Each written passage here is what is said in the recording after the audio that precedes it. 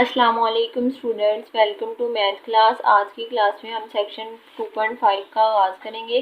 Previous lectures में हमने 2.4 के थ्योरम्स को सॉल्व किया था और आज के लेक्चर में हम 2.5 कंपैक्टनेस एंड फाइनाइट डायमेंशन ये वाला टॉपिक स्टार्ट करेंगे। सबसे पहले हम कंपैक्टनेस और कुछ मेन डेफिनेशंस को देखेंगे। यहाँ पे हमारे पास जो थ्योरम्स होंगे उनमें हमारे पास सारा प्रीवियस कॉन्सेप्ट होगा। अगर आप लोग उसको अच्छे से अंडरस्टैंड करना चाहते हो तो आप पहले लेक्चर नंबर 44 जो है उसको ज़रूर सुनिएगा, ताकि आप लोगों की सारी डेफिनेशंस के कॉन्सेप्ट क्लियर हो जाए और आप लोग थ्योरम जो है वो आसानी से सॉल्व कर सकें। उसका लिंक मैं आप लोगों को डिस्क्रिप्शन बॉक्स में दे दूंगी, आप ज़रूर उसे चेकआउट कर लीजिएगा। सबसे पहले अब हम यहाँ पे देखेंगे कंपैक्टनेस की definition. Compactness in norm space भी कहते हैं और सिक्वेंशियली कंपैक्ट भी कहते हैं। A metric space X is said to be compact. हमारे पास कोई भी स्पेस होगी उसे हम कंपैक्ट कब कहेंगे? कोई भी मीट्रिक स्पेस एक्स को हम कंपैक्ट कब कहेंगे? If every sequence in x, अगर हम उस स्पेस में से कोई सीक्वेंस लें, उस सीक्वेंस का हमारे पास कन्वर्जेंट सब सीक्वेंस मिल जाए तो इस तरह के हम सीक्वेंस को कहेंगे सिक्वेंशियली कंपैक्ट। अब हम जो नेक्स्ट थ्योरम करेंगे उसमें हम शो करेंगे कि कैसे किसी सीक्वेंस का हमारे पास कन्वर्जेंट सब सीक्वेंस जो है वो एग्जिस्ट करता है और कैसे हम किसी स्पेस को कहते हैं कि ये सिक्वेंशियली कंपैक्ट है या फिर कंपैक्ट स्पेस है। ये हम नेक्स्ट जो थ्योरम सॉल्व करेंगे उसमें इसके एग्जांपल के तौर पे इसको सॉल्व करेंगे। वैसे थ्योरम में थ्योरम से आप लोगों को ये डेफिनेशन अच्छे से अंडरस्टैंड हो जाएगी कि कैसे हम शो कर सकते हैं कि जो सीक्वेंस है उसका अगर कन्वर्जेंट सब सीक्वेंस है तो इस तरह की स्पेस को हम कैसे कहते हैं कि ये सिक्वेंशियली कंपैक्ट है। किसी भी मीट्रिक स्पेस में से कोई ऐसा सीक्वेंस लेना है, कोई भी सीक्वेंस लेना है, अगर उसका कन्वर्जेंट सब सीक्वेंस हो तो इस तरह के हम सीक्वेंस को कहेंगे सिक्वेंशियली कंपैक्ट। ये हमारे पास थी सिक्वेंशियली कंपैक्ट। इससे नेक्स्ट हमारे पास एक लेमा है। हमारे कोर्स में सिर्फ उसके हम डेफिनेशन इंक्लूड है, उसकी हम स्टेटमेंट देखेंगे ताकि हम नेक्स्ट थ्योरम का प्रूव कर सकें। अगर आप लोगों को इस लेमा का भी प्रूफ चाहिए तो आप लोग मुझे कमेंट्स बॉक्स में ज़रूर बताइएगा, फिर मैं आप लोगों को इसका प्रूफ भी करवा दूंगी। फिलहाल हम यहाँ पे सिर्फ इसकी स्टेटमेंट देखेंगे और हमारे पास जो नेक्स्ट थ्योरम है वहाँ पे इसको यूज़ करेंगे और उस थ्योरम को सॉल्व करेंगे। हमारे पास लेमा क्या है? Compact subset M of a metric space. हमने कहा था ना कि हमने कोई भी स्पेस में से कोई सीक्वेंस लेना है, उस सीक्वेंस को कंपैक्ट कब कहेंगे? जब उसका कन्वर्जेंट सब सीक्वेंस होगा। ठीक है, अब उन्होंने कहा है कि a compact subset M of a metric space is closed and bounded. हमारे पास जो भी कंपैक्ट सबसेट होता है किसी मीट्रिक स्पेस का वो क्लोज्ड भी होता है और बाउंडेड भी होता है। Converse of this lemma is journal force, means कि इसका कन्वर्स ट्रू नहीं है। अब हर क्लोज्ड और बाउंडेड जो है वो कंपैक्ट नहीं होगा, लेकिन हर कंपैक्ट जो है वो क्लोज्ड भी होगा और बाउंडेड भी होगा। ये हमारे पास इंपॉर्टेंट लेमा है। अब हमने सिक्वेंशियली कंपैक्ट की डेफिनेशन को देखा और इस लेमा की स्टेटमेंट को देखा कि हर जो कंपैक्ट सबसेट होता है वो क्लोज्ड भी होता है और बाउंडेड भी होता है, लेकिन हर क्लोज्ड और बाउंडेड जो है वो कंपैक्ट नहीं होता। अब हम एक इम्पोर्टेंट थ्योरम को सॉल्व करेंगे। अब हम थ्योरम ये 2.53 थ्योरम जो है कंपैक्टनेस का, इसको सॉल्व करेंगे और इसका प्रूफ देखेंगे। बस थ्योरम क्या है? In a finite dimension norm space X any subset M subset of X is compact if and only if M is closed and bounded. हमारे पास स्पेस कौन सी गिवन है? Finite dimension norm space. मैंने आप लोगों को लेक्चर नंबर 44 में इसकी फाइनाइट डायमेंशन नॉर्म स्पेस की डेफिनेशन जो है वो करवाई हुई है, इसीलिए मैं कह रही हूँ कि अगर आप लोगों ने थ्योरम समझना है तो पहले आप लोग डेफिनेशन को रीड आउट करो ताकि आप लोगों को थ्योरम करने में आसानी हो। सारा जो थ्योरम है वो उन्हीं डेफिनेशन पे बेस्ड। अब हमारे पास फाइनाइट डायमेंशन नॉर्म स्पेस है। उन्होंने कहा है इस स्पेस में से आप लोगों ने कोई सबसेट लेना है, उस सबसेट को कंपैक्ट कहेंगे। कब कंपैक्ट कहेंगे? जब जो है वो क्लोज्ड भी होगा और बाउंडेड भी होगा। अब यहाँ पे इफ एंड ओनली इफ की कंडीशन है, मीन्स कि एक दफ़ा हमने क्लोज्ड और बाउंडेड को लेट कर लेना है और कंपैक्ट को प्रूव करना है और एक दफ़ा कंपैक्ट को लेट करके क्लोज्ड और बाउंडेड प्रूव करना है। ये हमारा सब स्टेटमेंट है कि फाइनाइट डायमेंशन नॉर्म स्पेस है, उसमें से कोई सबसेट लिया है, उस सबसेट को कंपैक्ट कब कहेंगे? जब वो क्लोज्ड और बाउंडेड होगा। फिर एक दफ़ा हमने लेट करना है कि वो क्लोज्ड और बाउंडेड है और उसको कंपैक्ट प्रूव करना है। अब सबसे पहले इसका प्रूफ देखते हैं। अब ये फर्स्ट स्टेटमेंट से हमारे पास यहाँ से स्टार्ट करते हैं। Let X be a finite dimension norm space. ये हमारे पास गिवन लाइन है। उन्होंने बताया हुआ है कि आप लोगों ने जो स्पेस ली है वो फाइनाइट डायमेंशन नॉर्म स्पेस है और हमें पता है कि फाइनाइट डायमेंशन नॉर्म स्पेस क्या है, इसकी डेफिनेशन पड़ी हुई है। वो वाली स्पेस में हमारे पास फाइनाइट बेसिस होंगे उसको हम कहेंगे फाइनाइट डायमेंशन नॉर्म स्पेस। हमारे पास गिवन कौन सी स्पेस है, फाइनाइट डायमेंशन नॉर्म स्पेस। अब हमें पता है फाइनाइट डायमेंशन नॉर्म स्पेस क्या होती है, जिसमें फाइनाइट बेसिस है।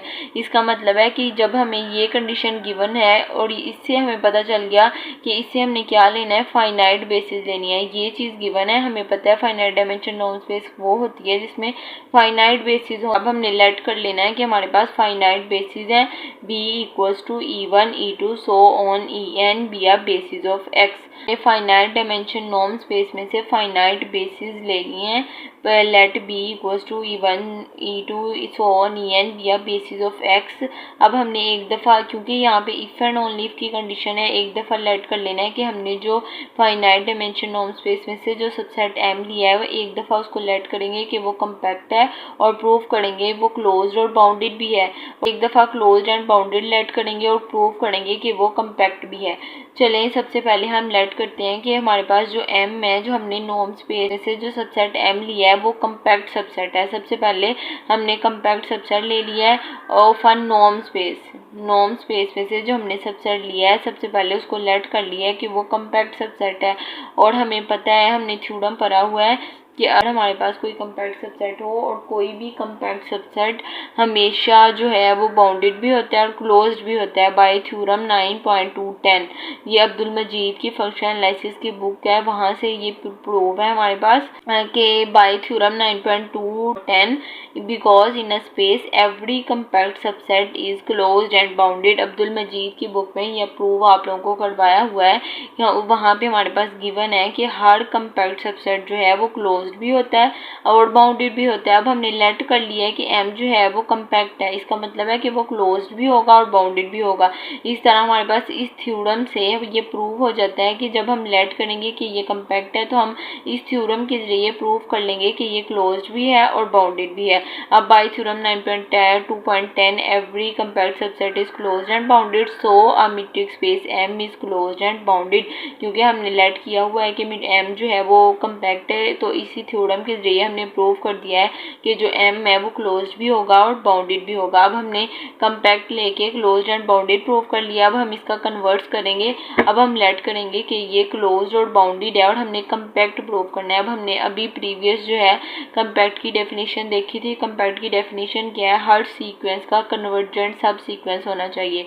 अब हमने सबसे पहले अपनी नॉर्म स्पेस में से फाइनाइट डायमेंशन नॉर्म स्पेस में से इस सीक्वेंस लेना है और उसका कन्वर्जेंट सब सीक्वेंस शो करना है। अगर वो शो हो जाएगा तो हम कहेंगे कि हमारे पास जो सबसेट है वो कम्पैक्ट है। इस तरह आप लोग डेफिनेशन कर रहे हो तो इसकी एग्जांपल्स को कैसे सॉल्व करना है ये भी पता चल जाएगा और आप लोगों को ये समझ आ जाएगी कि कैसे कोई सीक्वेंस लेना है और कैसे उसको सब सीक्वेंस शो, कन्वर्जेंट सब सीक्वेंस जो है वो शो करना है। अब हम इसका कन्वर्स जो है उसको सॉल्व करते हैं। कर लिया है कि हमारे पास जो सबसेट m है, जो हमने फाइनाइट डायमेंशन नॉर्म स्पेस में से लिया है, वो क्लोज्ड भी है और बाउंडेड भी है। अब हमने प्रूव क्या करना है कि वो कम्पैक्ट है और कम्पैक्ट के लिए हमें क्या शो करना है कि हर सीक्वेंस का कन्वर्जेंट सब सीक्वेंस मौजूद है।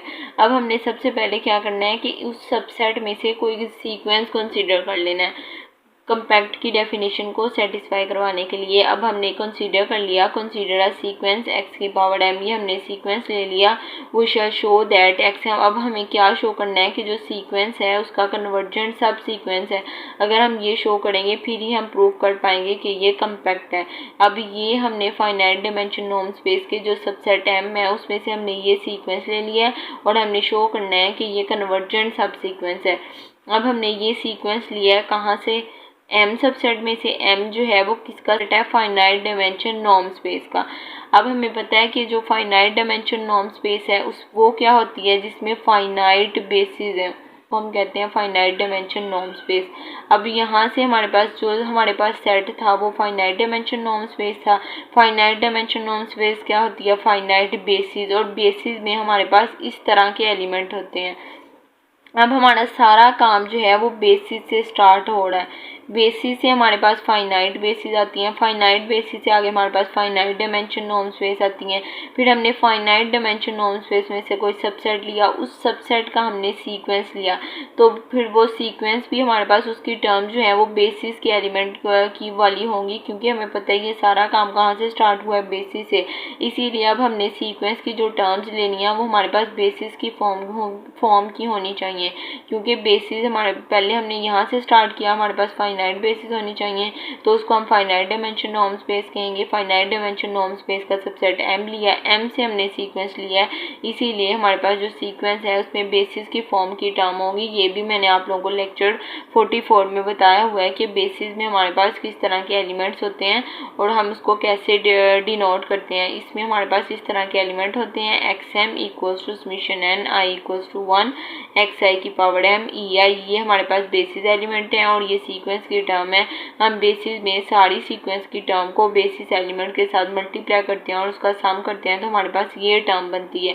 अब हमने ये सीक्वेंस ले लिया है, X M equals to summation N I equals to 1 X I की पावर एम ई आई। अब हमने ये सीक्वेंस लिया है, इसको हमने कन्वर्जेंट सब सीक्वेंस शो करना है। सिंस m इज़ बाउंडेड, ये कंडीशन हमारे पास गिवन है कि जो m है वो बाउंडेड है, और यहाँ भी हमने बाउंडेड की फिर डेफिनेशन को अप्लाई कर लेना है। बाउंडेड की डेफिनेशन क्या है, सो देयर एग्जिस्ट कांस्टेंट के, इसका मतलब है कि हमारे पास कोई ऐसा एलिमेंट मिल जाएगा जिस सीक्वेंस की सारी टर्म जो है जिससे छोटी होंगी।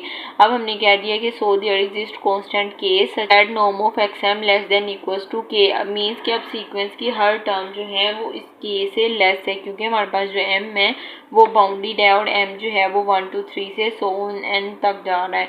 और अब यहाँ से सीक्वेंस जो है वो लेस देन k है, इसका मतलब है कि जो k है वो बड़ा है।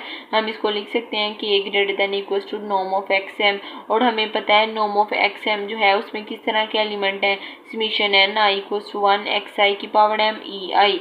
और हमें हमारे पास पेज नंबर 72 पे ये थ्योरम गिवन है लीनियर कम्बिनेशन का। उसमें उन्होंने कहा है कि जो भी आप लोगों के पास कम्बिनेशन होगा वो less than equals to C alpha 1 plus so on alpha n होगा, और c जो है वो ग्रेटर देन 0 होगा।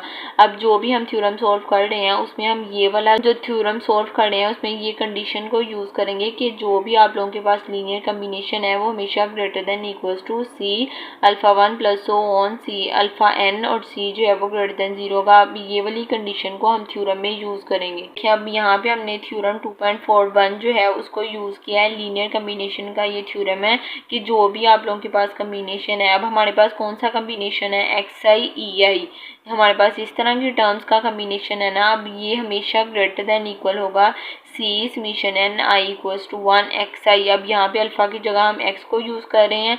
अब यहाँ पे हमारे पास ये कम्बिनेशन है, तो ये combination greater than equals to C summation N I equals to 1 alpha mod of X I की power N for all M equals to 1 2 3 so on.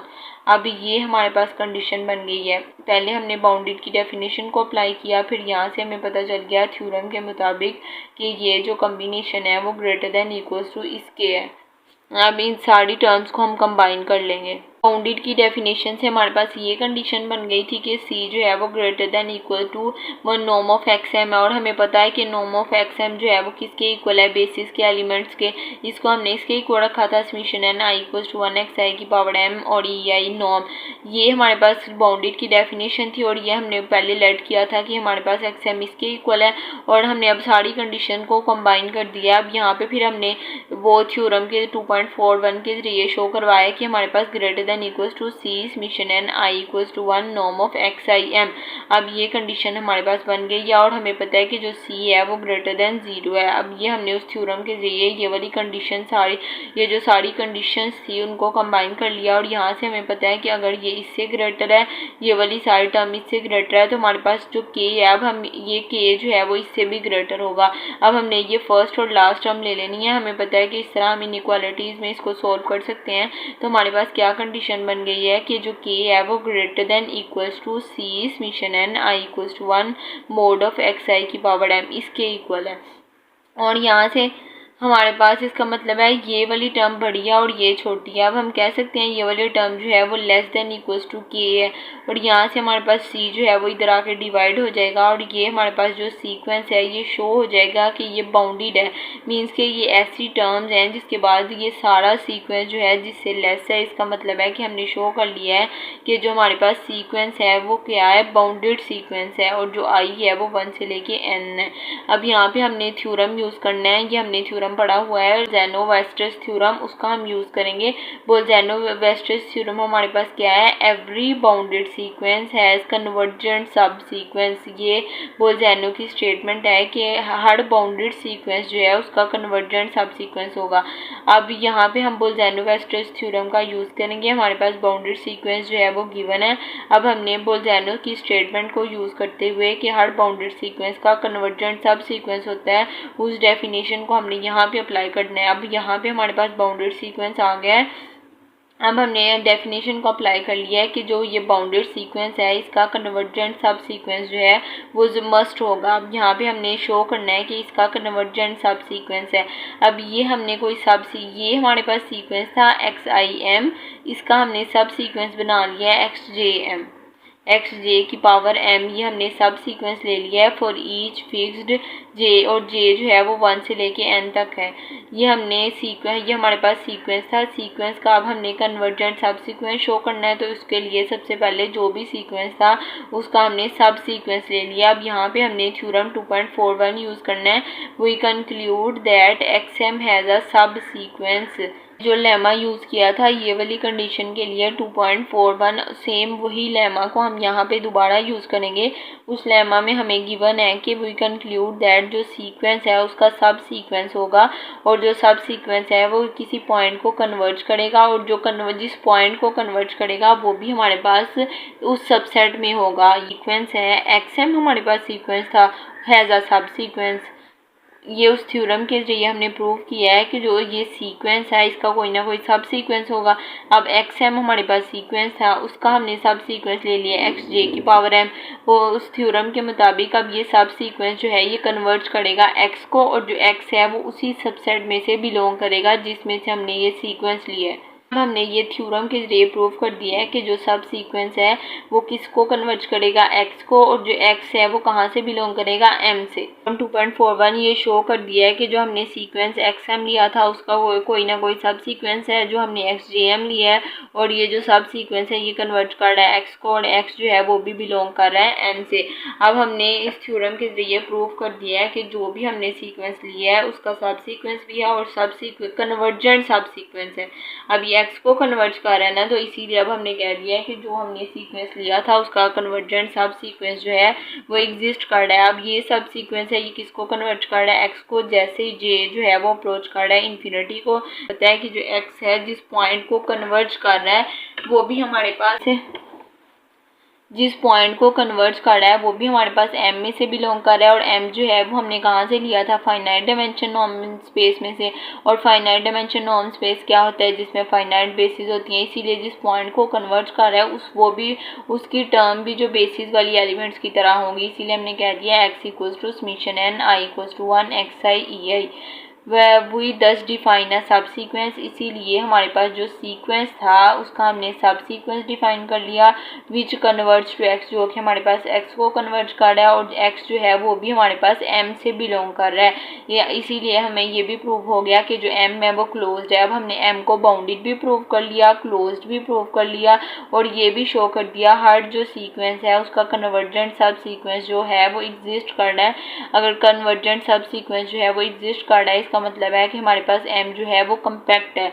एक दफ़ा सारे थ्योरम को रिवाइज कर लेते हैं। इस तरफ देख के थ्योरम को सॉल्व करना शुरू करेंगे। सबसे पहले हम फाइनाइट डायमेंशन नॉर्म स्पेस है, फाइनाइट डायमेंशन नॉर्म स्पेस में से हमें पता चल जाएगा कि कौन सी स्पेस होती है जिसमें फाइनाइट बेसिस होती हैं।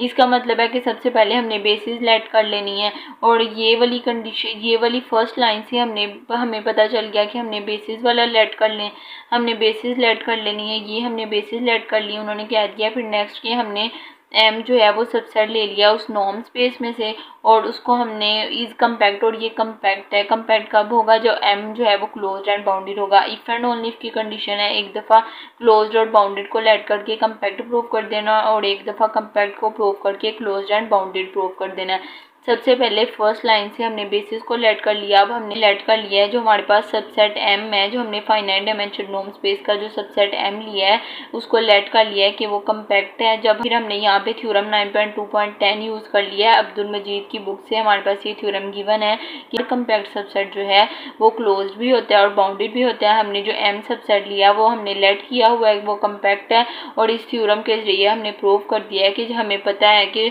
हर कम्पैक्ट सबसेट जो है वो क्लोज भी होता है और बाउंडेड भी होता है। इस तरह हमने जो फर्स्ट कंडीशन थी उसको सेट कर लिया कि ये कम्पैक्ट है और प्रूव कर दिया कि वो क्लोज्ड भी है और बाउंडेड भी है।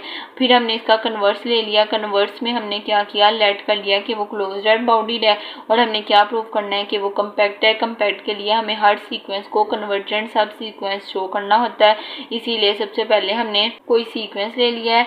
अब हमने सीक्वेंस कहाँ से लिया है? एम में से। एम किसका सबसेट है? फाइनाइट डायमेंशन नॉर्म स्पेस का। और हमें पता है फाइनाइट डायमेंशन नॉर्म स्पेस क्या होती है? जिसमें फाइनाइट बेसिस होती हैं। फाइनाइट, और हमें पता है कि बेसिस में किस तरह की टर्म्स होती हैं। जिस तरह की बेसिस में टर्म होती हैं जो हमने सीक्वेंस लिया उसमें हमने उस तरह की टर्म्स ले ली हैं। ये हमारे पास X M equals to summation N I equals to 1 X I की पावर एम ई आई। ये हम कहाँ से बिलोंग कर रहा है? उस सबसेट एम में से जो हमने फाइनाइट डायमेंशन नॉर्म स्पेस में से लिया है। अब ये हमने सीक्वेंस ले लिया, इसको हमने कन्वर्जेंट सब सीक्वेंस शो करना है। हमने जो सबसेट हमारे पास जो गिवन है वो हमने लेट किया है ना कि वो क्लोज्ड भी है और बाउंडेड भी है। हम प्रूव कर रहे हैं कि वो कम्पैक्ट है। हमारे पास गिवन है कि एम जो है वो बाउंडेड है। अब हमने यहाँ पे बाउंडेड की डेफिनेशन अप्लाई कर दी है कि अगर बाउंडेड है तो हमारे पास जो सारा सीक्वेंस है वो किसी न किसी टर्म के से लेस होगा और इसका मतलब है कि जो के है वो सारी सीक्वेंस की टर्म से ग्रेटर है। और हमें पता है कि जो सीक्वेंस है वो उसकी टर्म जो है वो किसके इक्वल है? समेशन एन एक्स आई की पावर एम ई आई। फिर हमने यहाँ पे लीनियर कम्बिनेशन वाला लेमा यूज़ किया 2.41। उसके मुताबिक जो भी कम्बिनेशन होगा वो greater than equals to C summation N I equals to 1 mod of X I M के इक्वल होगा। फिर हमने ये सारी कंडीशंस को कंबाइन कर देना है। जब हमने सारी कंडीशंस को कंबाइन किया तो हमारे पास बन गया के greater than equals to X M, और एक्स एम जो है वो किसके इक्वल है? ये वाले टर्म्स के। और ये कम्बिनेशन जो है ये greater than equals to C summation N I equals to 1 mod of X I M. ये हमने लेमा से प्रूव किया लीनियर कम्बिनेशन का जो हमारे पास गिवन है, और सी जो है वो ग्रेटर देन 0 है। अब इनइक्वालिटी ये वाली से हमें पता चल रहा है कि अगर ये सारी टर्म जो है ये greater than equals to C summation N I equals to 1 mod of X I M की हैं, तो जो के है यहाँ से हमने फर्स्ट और सेकंड टर्म को लास्ट टर्म को ले लेना है। तो हमारे पास के जो है वो greater than equals to C summation N I equals to 1 X I की पावर एम मोड आ जाएगा।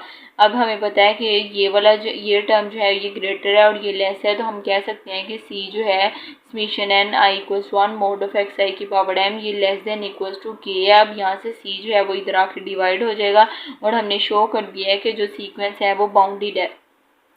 और हमें पता है कि जो अब हमने ये शो कर दिया है कि जो सीक्वेंस है ये बाउंडेड सीक्वेंस है। और हमने यहाँ पे अब बोल्ज़ानो-वेस्टरस थ्योरम यूज़ करना है। अब हमने शो करना है बोल्ज़ानो-वेस्टरस थ्योरम की स्टेटमेंट क्या है कि हर बाउंडेड सीक्वेंस का कन्वर्जेंट सब सीक्वेंस होता है। अब हमने यहाँ पे इस थ्योरम को की स्टेटमेंट को अप्लाई कर लेना है कि हर बाउंडेड सीक्वेंस का कन्वर्जेंट सब सीक्वेंस होता है। अब ये हमने बाउंडेड सीक्वेंस शो कर लिया है, तो हम कह सकते हैं कि जो सीक्वेंस है इसका कन्वर्जेंट सब सीक्वेंस होगा। इस थ्योरम के मुताबिक वो कौन सा अब हमने इस सीक्वेंस का कोई सब सीक्वेंस ले लिया एक्स जे की पावर एम, और यहाँ पे हमने थ्योरम को अप्लाई कर लिया। और हमारे पास जो थ्योरम गिवन है जो हमने ऊपर यूज़ किया है इसको प्रूव करने के लिए जो थ्योरम यूज़ किया है, अब यहाँ पे दोबारा उसी थ्योरम की एक स्टेटमेंट है वो यूज़ करेंगे कि जो भी सीक्वेंस है उसका सब सीक्वेंस जो है वो कन्वर्जेंट सब सीक्वेंस जो है वो एग्जिस्ट करेगा। अब हमारे पास एक्स एम सीक्वेंस था, उसका सीक्वेंस क्या है? एक्स जे एम। हमने कह दिया है कि ये कन्वर्जेंट है और किस पॉइंट को कन्वर्ज कर रहा है? एक्स पॉइंट को। और जो जिस पॉइंट को कन्वर्ज कर रहा है वो भी हमारे पास सबसेट में बिलोंग कर रहा है। हम यहाँ पे हमने बोल्ज़ानो-वेस्टरस थ्योरम स्टेटमेंट को यूज़ किया है कि जो बाउंडेड सब सीक्वेंस है, अब जो बाउंडेड सीक्वेंस है उसका कन्वर्जेंट सब सीक्वेंस होगा। अब यहाँ पे हमारे पास एक्स एम सीक्वेंस था, उसका हमने सब सीक्वेंस ले लिया, वो एक्स पॉइंट को कन्वर्ज कर रहा है और एक्स जो है उसमें इस तरह के एलिमेंट है। और हमें पता है कि जो एक्स है वो भी बिलोंग कर रहा है एम में से। दस डिफाइन अ सब सीक्वेंस ऑफ एक्स एम, ये सब सीक्वेंस है एक्स एम का, किस पॉइंट को कन्वर्ट कर रहा है एक्स को, और ये बिलोंग कर रहा है एम को। अब हमने शो कर दिया है कि जो एम है वो क्लोज्ड भी है, क्योंकि जो है वो बिलोंग कर रहा है एम में से, और हमने शो कर दिया है कि हाँ कि जो सीक्वेंस है उसका जो सब सीक्वेंस है वो भी कन्वर्ज कर रहा है, और यही हमने शो करना था कि जो हमने सीक्वेंस लिया है उसका कन्वर्जेंट सब सीक्वेंस जो है वो एग्जिस्ट करेगा तो ही कॉम्पैक्ट होगा, और इसीलिए ही हमने प्रूव कर दिया। इसका मतलब है कि जो हमने फाइनाइट डायमेंशन नॉर्म स्पेस में से सबसेट एम लिया था वो हमने प्रूव कर दिया है कि ये कम्पैक्ट है। ठीक है, ये हमारे पास था थ्योरम। अगर आप लोगों को इसमें कोई कन्फ्यूजन हो तो कमेंट सेक्शन में ज़रूर पूछिएगा। अगर आप लोगों को वीडियो पसंद आई हो तो लाइक कीजिएगा, सब्सक्राइब कीजिएगा और फ्रेंड्स के साथ शेयर कीजिएगा। Thank you so much. अल्लाह हाफिज़।